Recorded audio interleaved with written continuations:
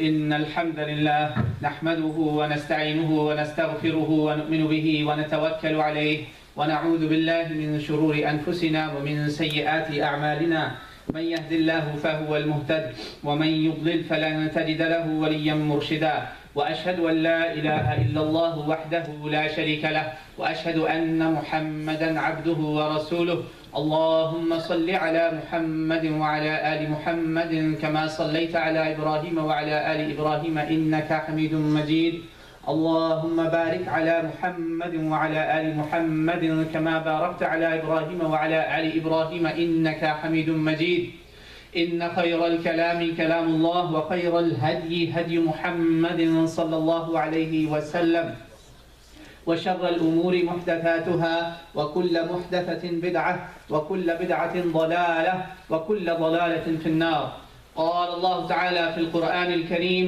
يا أيها الناس اتقوا ربكم الذي خلقكم من نفس واحدة وخلق منها زوجها وبث منهما رجالا كثيرا ونساء واتقوا الله الذي تساءلون به والأرحام إن الله كان عليكم رقيبا أما بعد فأعوذ بالله من الشيطان الرجيم بسم الله الرحمن الرحيم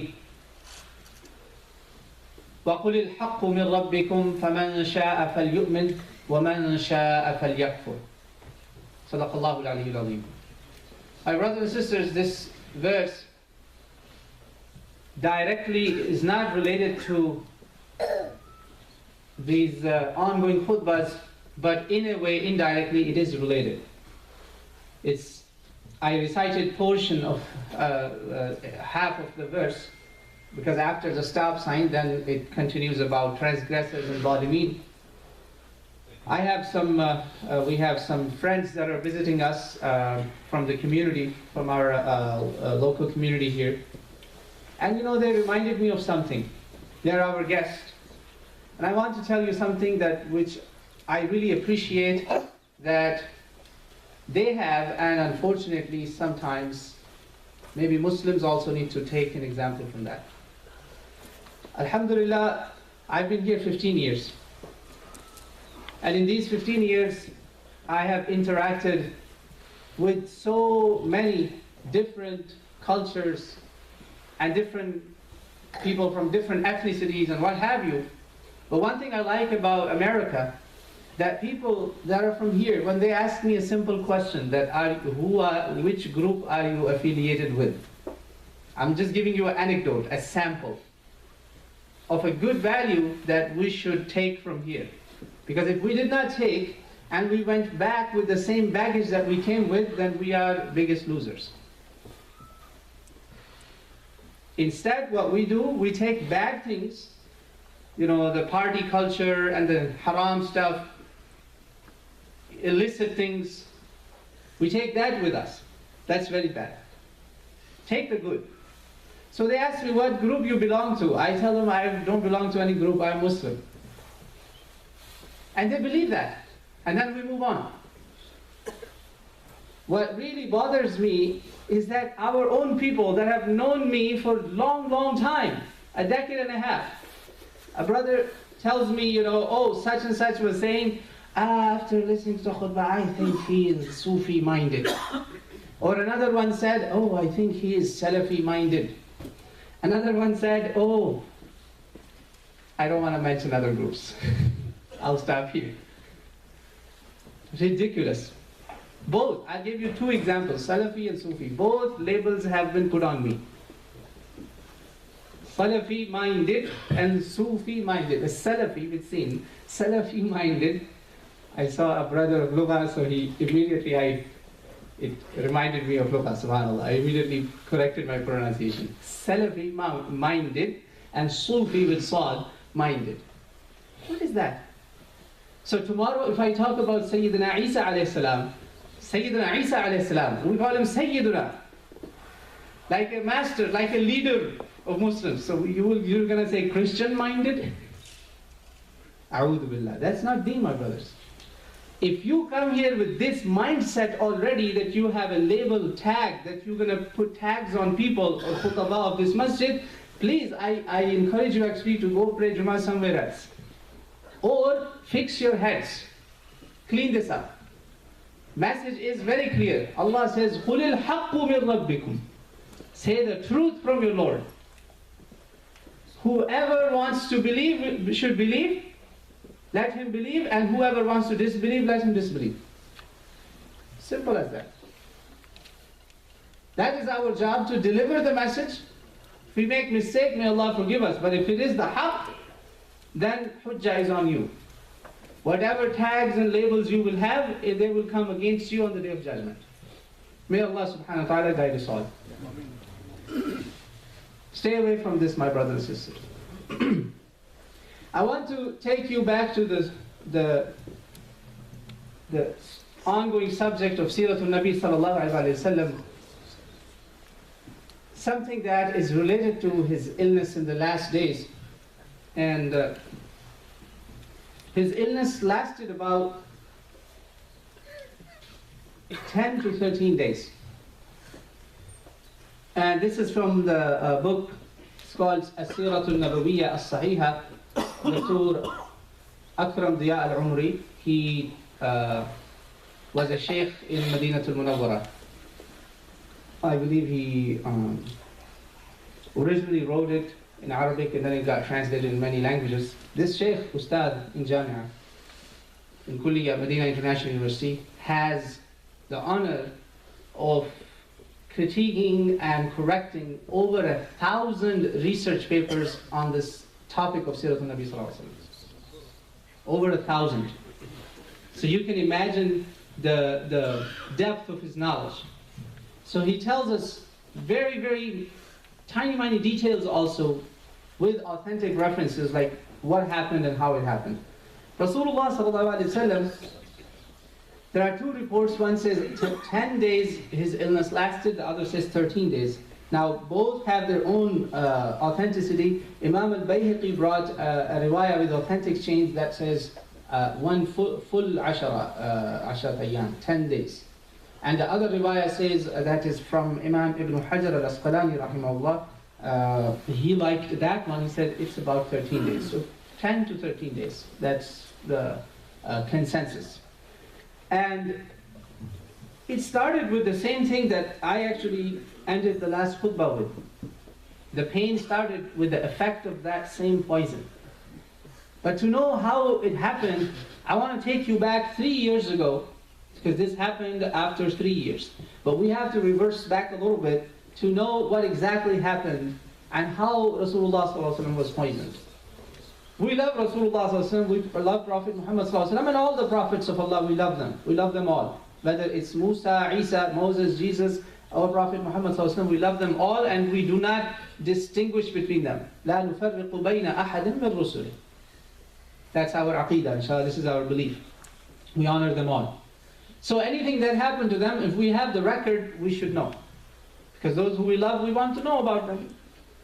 Rasulullah ﷺ was in this expedition of Khaybar, which was one of the most difficult expeditions, one of the most difficult ghazawat of Rasulullah ﷺ, where it came to a point where it was like on a standstill. We were not moving anywhere. And there was one of the forts where they were receiving very bad resistance from the people inside. So Sahaba were extremely worried. And one night Rasulullah ﷺ, after Isha, he announced, and as Imam Bukhari and Muslim both have narrated, not just in the books of Seerah, but also in the books of Hadith. Bukhari, Muslim, I'm not going to quote any books lesser than that. These are one of the highest authorities. That Rasulullah ﷺ said that this fort of Khaybar, inshallah, for this part of our campaign, I'm going to give the raya, the flag, to one whom Allah and His Rasul loves, and he loves Allah and His Rasul.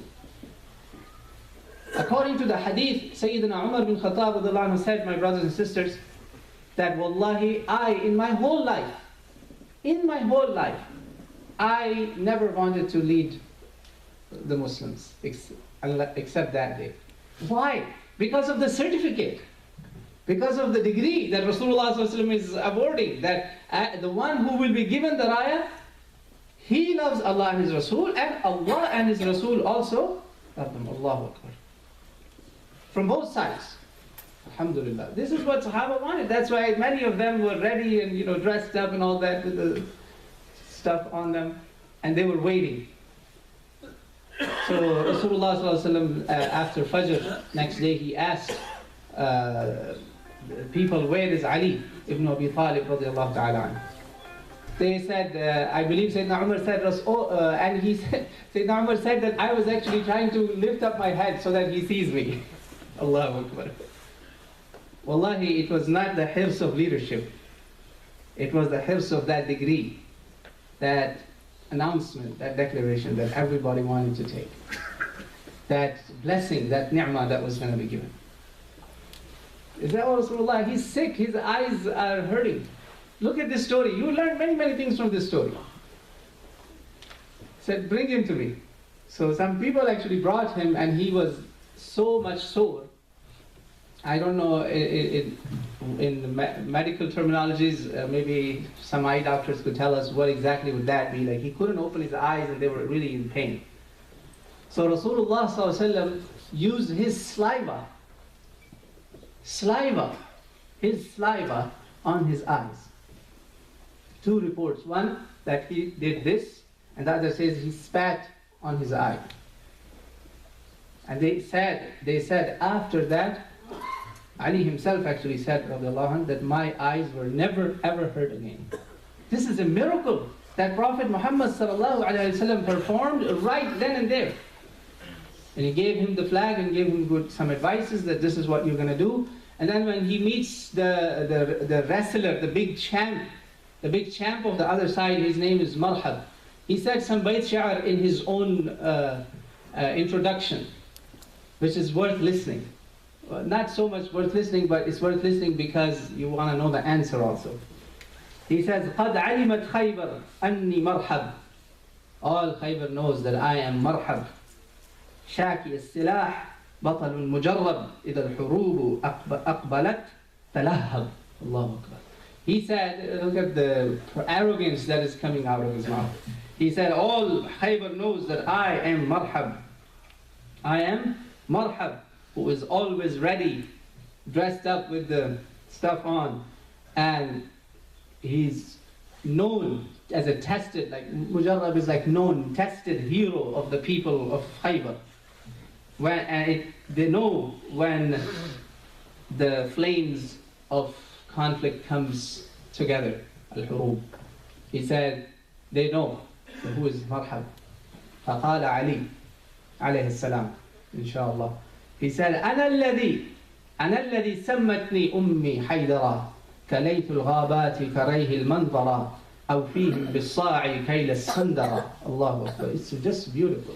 He did not say, I am so and so. He said, I am so whose mother named him Haydar.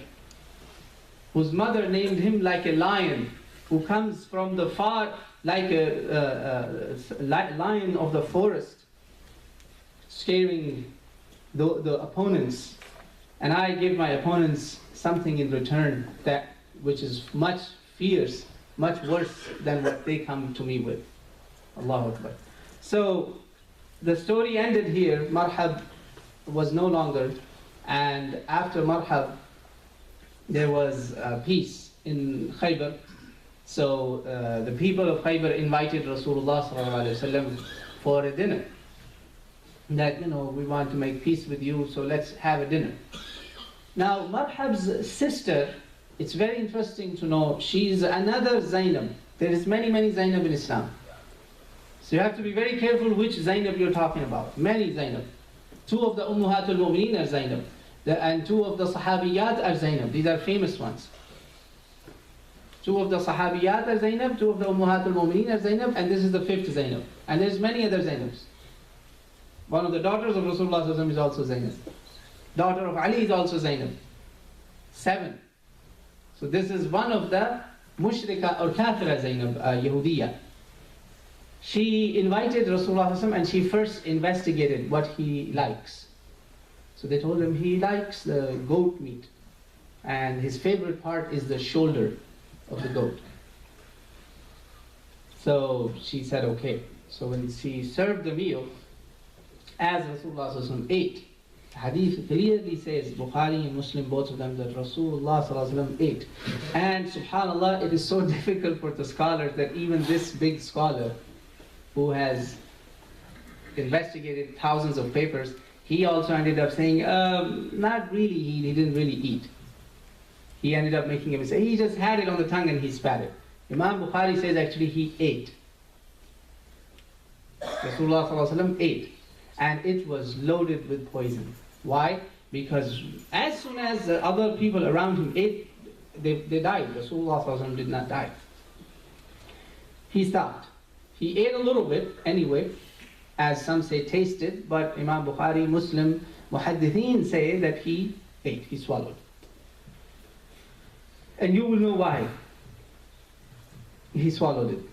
What happened, because its effects came 3 years after also. That's why I had to tell you the whole context of the story. He told people, Sahaba, to stop. He said, don't eat. Stop. Everybody should stop. So he called them. Yahud came. He said, call them, and he asked them. He said, I'm going to ask you some questions and speak the truth. Will you speak the truth to me? They said, yes, we will. He said, who are you? Who is your father? First they said, Na'am ya Abul Qasim. They addressed him with his kunya. So who's your father? They said, Fulan wa Fulan. Rasulullah said, Kadabtum. You are lying. You are not from so and so. You are the family of so and so. Rasulullah knew their lineage. So he said, then tell me who is going to hellfire? Just like the Quran says. He said, we will go there, but we will go there for a few days. لن تمسنا النار إلا أياما معدودة إلا أياما معدودات. Quran mentions that. Just like that. A few days. A'udhu billah, it's very hard for me to say what they said next to Rasulullah sallallahu alaihi wasallam. They said, and then you and your people.